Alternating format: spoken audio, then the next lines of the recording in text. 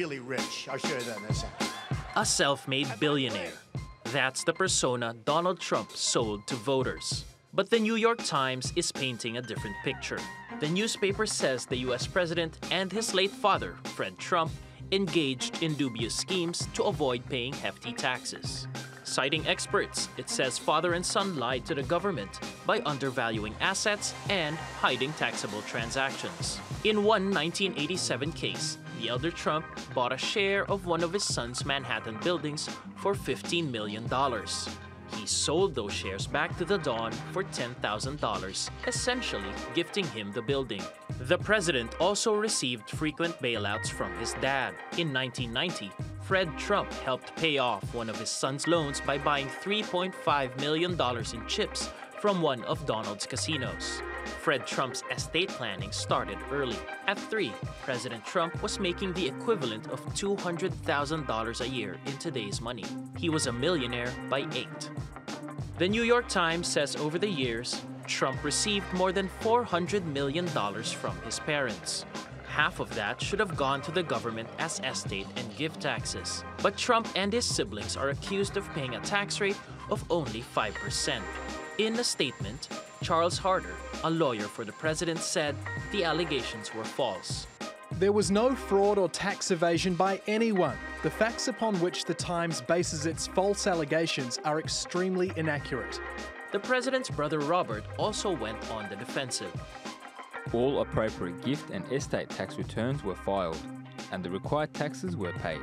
According to experts interviewed by the Times, it's unlikely Trump will face any criminal charges, but he could face civil fines.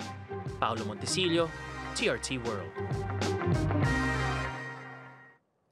So let's get more on this now with TRT World's editor-at-large, Craig Copetas in Paris. Hello there, Craig. So, Craig, is it a case of the failing New York Times again, or how credible are these allegations?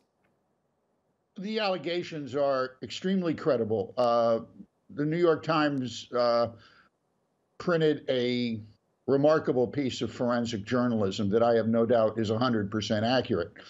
The downside to it is Donald Trump is not going to be fan-binged by this for the simple reason that the IRS never went after him, his family, or their privately held company for any of these infractions, and the statute of limitations is up, which begs the question, how did he get away with it?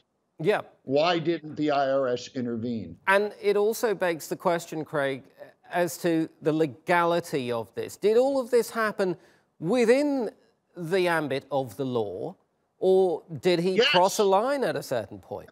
Well, the U.S. tax code is one of the most curious features of American society.